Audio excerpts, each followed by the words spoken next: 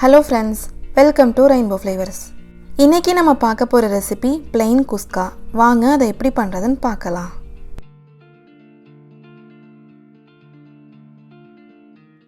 குஸ்கா பண்றதுக்கு இதெல்லாம் தான் நம்ம ஃபர்ஸ்ட் வதக்கி அரைக்க போறோம். அது என்னன்னு பார்க்கலாம். ஒரு பட்டை, 2 கிராம்பு, 6 பச்சை மிளகாய், ஒரு மீடியம் சைஸ் வெங்காயம், ஒரு மீடியம் சைஸ் தக்காளி, ஒரு கைப்பிடி புதினா, ஒரு கைப்பிடி கொத்தமல்லி தழை. இது எல்லாத்தையும் நம்ம ஃபர்ஸ்ட் வதக்கிரலாம். அதுக்கு panல 2 டீஸ்பூன் அளவுக்கு எண்ணெய் சேர்த்துக்கோங்க. எண்ணெய் ஹீட் ஆனதும் பட்டை, கிராம்பு, பச்சை மிளகாய் சேர்த்துட்டு ஒரு டைம் வதக்கி விட்டுருங்க. கூடவே வெங்காயத்தையும் சேர்த்துட்டு நல்லா வதக்கி விட்டுருங்க.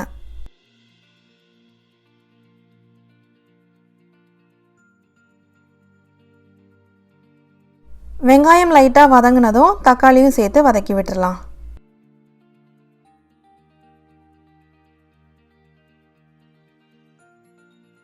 தக்காளி வதங்கிருச்சு. இப்போ நம்ம புதினா கொத்தமல்லியை சேர்த்துக்கலாம்.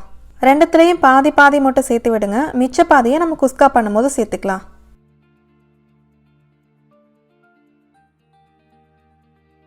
நல்ல ஒரு டைம் வதக்கி விட்டுட்டு ஸ்டவ் ஆஃப் பண்ணி விட்டுருங்க.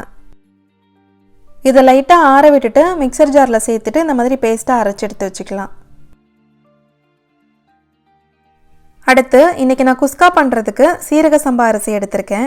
உங்ககிட்ட பாஸ்மதி ரைஸ் இருக்குது அப்படின்னா நீங்கள் அதை கூட எடுத்துக்கலாம். இந்த டம்ளரில் 3 டம்ளர் அரிசி நான் எடுத்திருக்கேன்.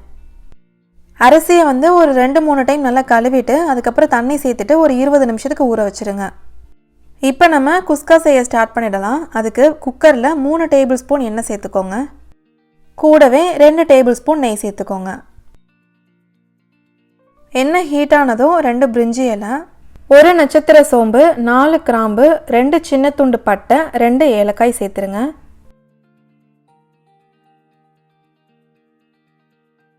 கூடவே ஒரு பெரிய சைஸ் வெங்காயத்தையும் இந்த மாதிரி நீள நீளமாக கட் பண்ணிட்டு சேர்த்துக்கோங்க. நல்லா கோல்டன் ப்ரௌன் கலரில் வர வரைக்கும் இதை நம்ம வதக்கிக்கலாம்.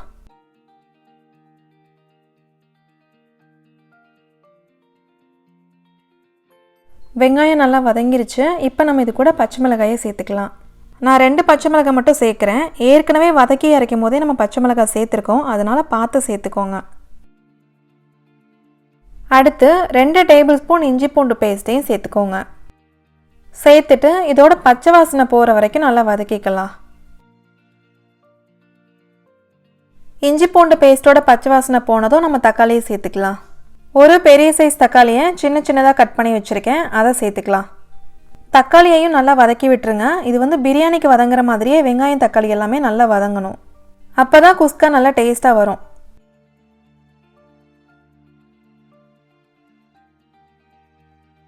பாருங்கள், வெங்காயம் தக்காளி எல்லாமே நல்லா வதங்கி வந்துருச்சு. இப்போ நம்ம பேலன்ஸ் இருக்கிற புதினா கொத்தமல்லியையும் சேர்த்து நல்லா வதக்கி விட்டுறலாம்.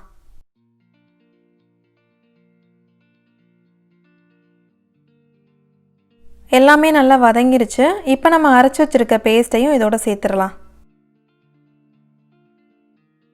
சேர்த்துட்டு ஒரு வாட்டி நல்லா மிக்ஸ் பண்ணி விட்டுருங்க. இப்போ நம்ம மசாலாவை சேர்த்துடலாம். மிளகாய்த்தூள் 1/2 டீஸ்பூன் மட்டும் சேர்த்துக்கிறேன். ஏன்னா நம்ம பச்சை மிளகாய்லாம் அதிகமாக சேர்த்துருக்கறனால இது 1/2 டீஸ்பூன் போடுறேன். நீங்கள் பச்சை மிளகாய் கம்மியாக சேர்க்குறீங்க அப்படின்னா மிளகாய்த்தூள் கொஞ்சம் அதிகமாக சேர்த்துக்கோங்க.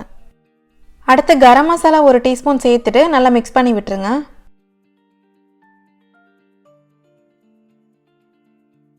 கூடவே ஒரு 4 டேபிள் ஸ்பூன் தயிர் சேர்த்துட்டு ஒரு 2 நிமிஷம் வதக்கிடுங்க.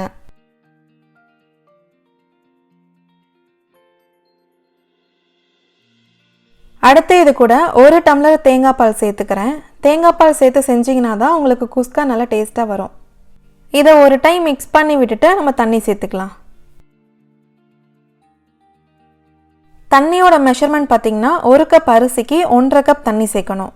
அப்போ 3 கப் அரிசிக்கு 4.5 கப் தண்ணி வரும். நம்ம ஏற்கனவே 1 கப் தேங்காய் பால் சேர்த்துருக்கோம். ஸோ பேலன்ஸ் 3.5 கப் தண்ணி சேர்த்துக்கோங்க. நீங்கள் பாஸ்மதி ரைஸில் பண்ணுற மாதிரி இருந்தாலும் 1 கப் அரிசிக்கு 1.5 கப் தண்ணி எடுத்துக்கோங்க. இந்த ஸ்டேஜில் குஸ்காக்கு தேவையான அளவு உப்பை சேர்த்துக்கோங்க. தண்ணி நல்லா கொதிச்சு வரட்டும். கொதிச்சு வந்ததும் நம்ம அரிசியை சேர்த்துக்கலாம். தண்ணி கொதிக்க ஆரம்பிச்சிருச்சு. இப்போ நம்ம இதில் 1/2 எலுமிச்சம்பழத்தை ஸ்குவீஸ் பண்ணி விட்டுறலாம். இப்போ தண்ணியை நல்லா வடிகட்டிட்டு நம்ம அரிசியை சேர்த்துக்குவோம்.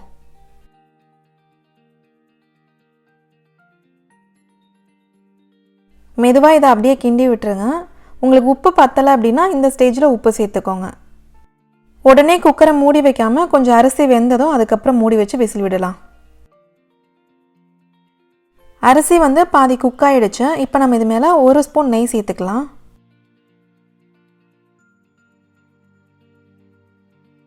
மெதுவாக இதை மிக்ஸ் பண்ணி விட்டுட்டு குக்கரை மூடி வச்சு விசில் போட்டுருங்க.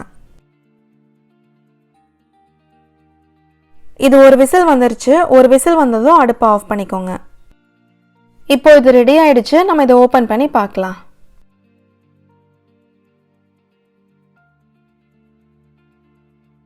சாதம் எதுவும் உடையாமல் நல்லா மெதுவாக கிளறி விடுங்க. நல்ல சுவையான குஸ்கா ரெடி ஆயிடுச்சு. இந்த ரெசிபி உங்கள் எல்லாருக்குமே ரொம்ப பிடிக்கும். இதை நீங்களும் ட்ரை பண்ணி பார்த்துட்டு கமெண்ட்ஸில் எப்படி இருந்துச்சுன்னு சொல்லுங்கள். உங்களுக்கு இந்த வீடியோ பிடிச்சிருந்தா மறக்காமல் ரெயின்போ ஃப்ளேவர்ஸை சப்ஸ்கிரைப் பண்ணுங்கள். தேங்க்யூ.